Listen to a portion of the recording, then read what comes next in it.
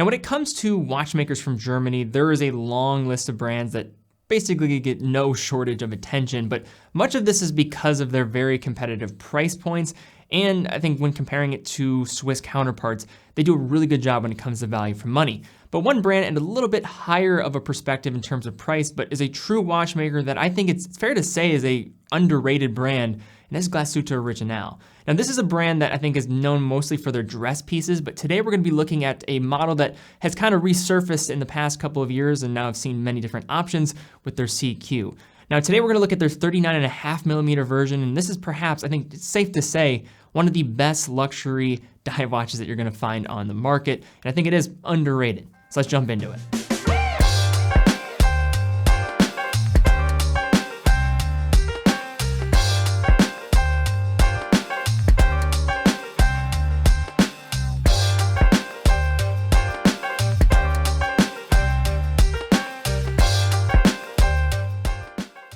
All right, guys, now as mentioned, we're gonna be looking at the SeaQ today, and I'm going to basically unpack two major things. One is, of course, giving a high-level overview of just what this watch is all about, maybe diving into some of the history, but then also at the end, kind of talking about where this one sits, because I do think it is underrated, but we're gonna kind of understand why it is and who is this watch specifically for, because for the right type of consumer, this one does check off a lot of boxes, and there's no question this is a very well-finished piece and a pretty fun one at that. And guys, if you do like dive watches from Germany, I will link in the description down below to a really awesome watch from Baldassarre.com with the Premier Go from Glashütte. Also calling home in the very, of course, powerhouse of a watchmaking hub that is Glashütte in Germany, right outside of Dresden. And Müller has a really interesting backstory with marine chronometers, developing speedometers for BMW as an example. So very interesting history from this brand. And the Premier Go kind of fuses together their wristwatches pursuit,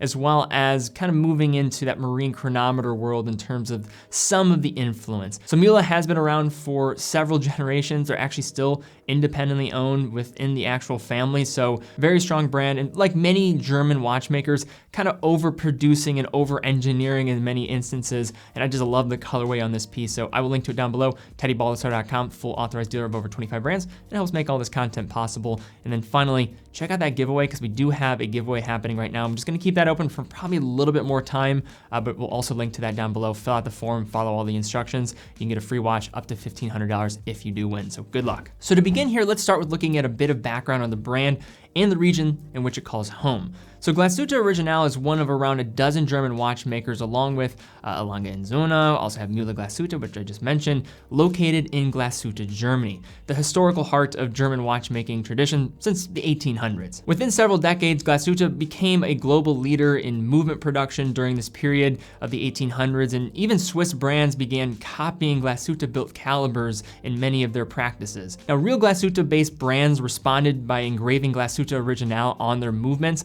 a move that serves as a source of inspiration for the brand's current moniker. However, like many places throughout Europe after World War II, Glashütte was largely destroyed by bombing, and even after the war, much of what remained in terms of machinery and tooling vital to the watchmaking process was sent to the Soviet Union as part of war reparations. In an effort to rebuild its watchmaking industry, the East German government amalgamated what was left of the brands and the industry in 1951 into one state-operated watch company called GUB, or basically Glashütte Watch Companies. Now, after the fall of the Berlin Wall, what was left of the GUB eventually officially became what we know of it today as Glashütte Original. That happened in 1994, and since then, the brand has become a true luxury watchmaker with its own collection of manufacturer calibers and an emphasis on artisanal watchmaking. So with the history out of the way, in order to really dig into the modern SeaQ, it's important to take a second to recognize the primary source of the watch's design inspiration, which stems from a 1969 GUB watch called the Spasmatic Type RP TS200,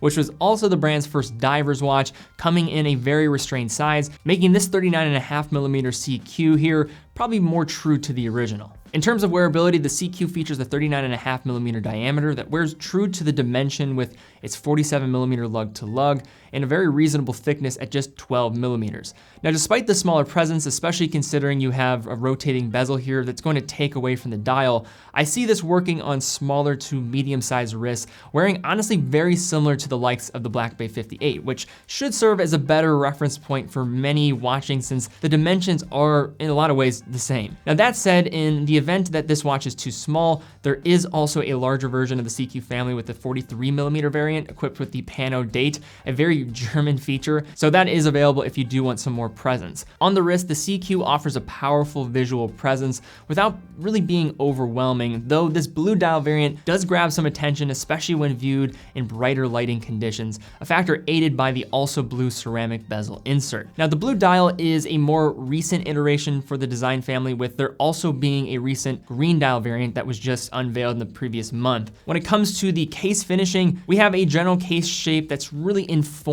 by the 1960s watch upon which this design is based, but with an enhanced level of finishing. So the front of the watch case features a brush finish with a hairline bevel along the side, with vertically striped brushing along the case flanks, done in a visually appealing uniform manner. Those vertical strokes are very eye-catching, as well as add some texture with its feel. As you would expect with a watch in this price range, this bracelet, especially the clasps, are also worthy of some additional attention. It comes in a 3-link style with brushed outer links and a polished center link, offers screwed adjustable points on the back of the bracelet to key specifically to the size. However, the top point in favor for this actual bracelet is going to be the clasp. It comes with a 2-button release on the underside with the signed GO logo on the back, but the cool thing here is that this is doing more than just looks, as the polished outline logo is actually a button actuated micro adjustment system, offering around 7mm of micro adjustment on the fly from my measurement. It's a very slick way of enabling this feature, and perhaps one of the best I have seen, given almost the hidden door trick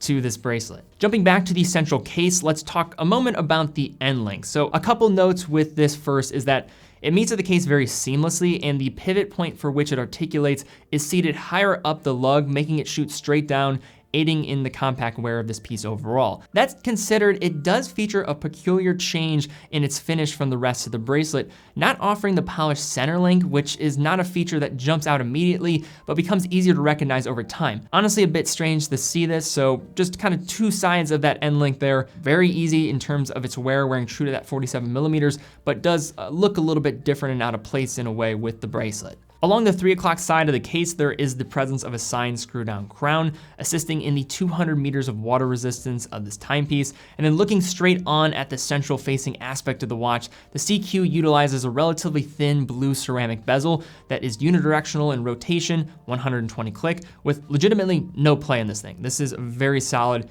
bezel with its rotation. Stepping inward, we do have a strong box sapphire crystal on the front of the timepiece, offering a suitable view of the dial underneath. The dial is presented in a glossy metallic sunray blue to match that ceramic bezel, and the SeaQ's dial overall is amusing in that it is based on an older model from the brand, which in itself is essentially the same dial design utilized across dozens of watches from brands in the 1960s and 70s in what is generally known as the skin diver style. At any given time, you can search on the internet for skin diver and it'll bring up several watches with a very similar overall dial design, but that is where the similarities stop with the modern SeaQ, as this watch is simply on another level in terms of its finish. It features applied large Arabic numerals at the even hour markers and then rectangular indices elsewhere. The SeaQ dial only gets more vibrant under the macro lens from here, with a large pencil hour hand and a broad arrow minute hand containing a plethora of superluminova within to match the hour markers. And in addition, we also have a date complication located at the 3 in a simple outline,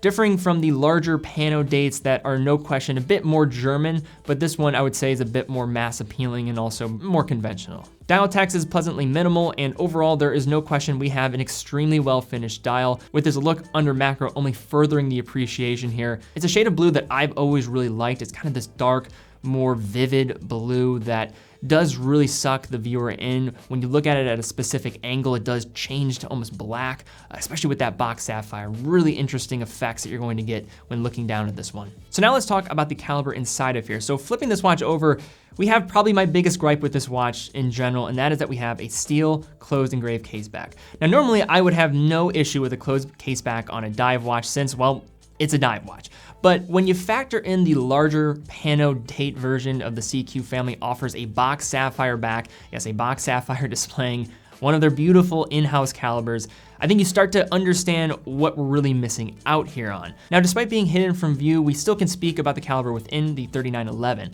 So this is an in-house caliber from GO, and first with the basics on the actual finishing, and that really is the star of the show in many aspects. The movement showcases Glashütte waves across the traditional 3/4 plate, as well on top of the rotor with some abundance of graining to its outskirts. The rotor is in a hollowed out fashion, comes with a golden GO insignia seated within, and a swan neck regulator system for fine-tune adjustment, and only furthering the resistance against shock here. The movement operates at 28,800 vibrations per hour, 4 Hertz, features hacking and hand winding, has a power reserve of 40 hours. This watch is also clocking in with great precision at just a few seconds off from perfect time of day. It's being tested at multiple positions within GO's factory. And although there's a lot of just watches and movements on the market that might beat this thing in power reserve, and I think that's probably the one area of this movement that is lacking, there's no question though, in terms of movement finish for dollar amount in this price range, GO is one of the best of them. And something I've said in the past, and I think it's relatively true, if you're looking for a parallel in German watchmaking that JLC is for Swiss watchmaking,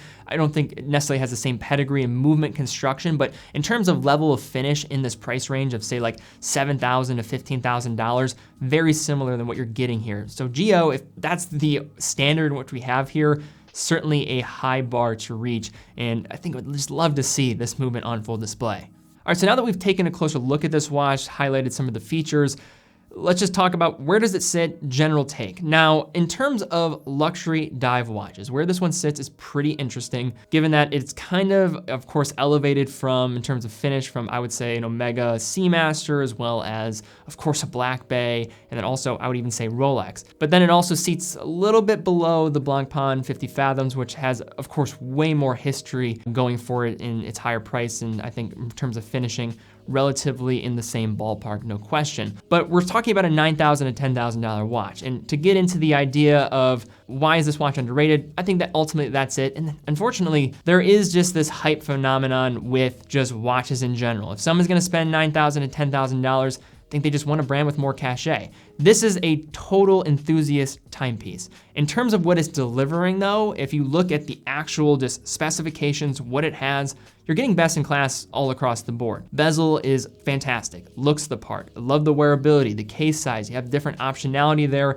with this 39.5mm SeaQ. The bracelet, quite frankly, one of the best that I've handled in a dive watch. I love the extension system, just kind of how it's hidden, but also really plays into the design. It's really slick. And despite being hidden from view, you also are getting a movement that is probably one of the best decorated dive watch movements out there. I think it's a no-brainer for the SeaQ and this 39.5mm variant to start seeing more possibilities with the case back, having it open up like the pano version of the SeaQ range, because again, GO, one of the best in terms of delivering high finish movements for the money. But you kind of have to balance those two things. Of course, the safe pick is going to go for something else in the relative to the SeaQ, but I think GO knows where they sit in the marketplace, and in developing this watch, this is a true enthusiast timepiece, a well-finished one at that, perhaps one of the best well-finished ones at that, but that's really where the SeaQ sits. Do you value more the brand cachet? Do you want to play the games with supply and all that that's going on?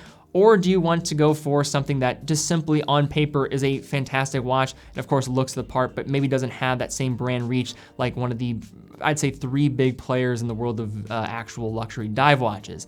That really is up to the consumer, but there's no question when looking at a watch like this, I personally get more excited because it's different. It's not something that you're gonna see on everybody's wrist. And when doing what I do on a day-to-day basis, whenever I can cover something that is a bit out there or perhaps different than what you normally will see, that always gets points in my book. And in terms of a German dive watch, this is up there to the top tier.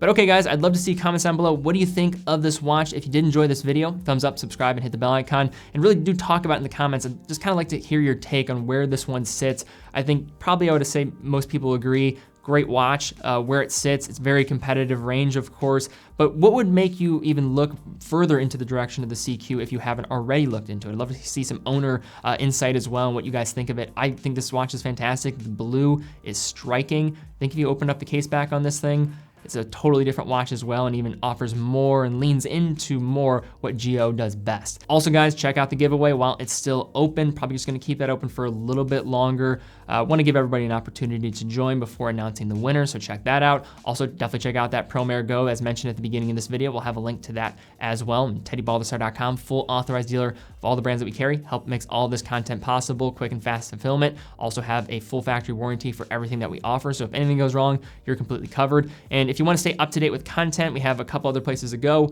Instagram, as well, of course, our second channel with our review channel, where we cover a few other watches a week, and it's a great way to just get more content if you love all things watches. But guys, thank you guys so much for watching. Be well, and I will see you all very soon.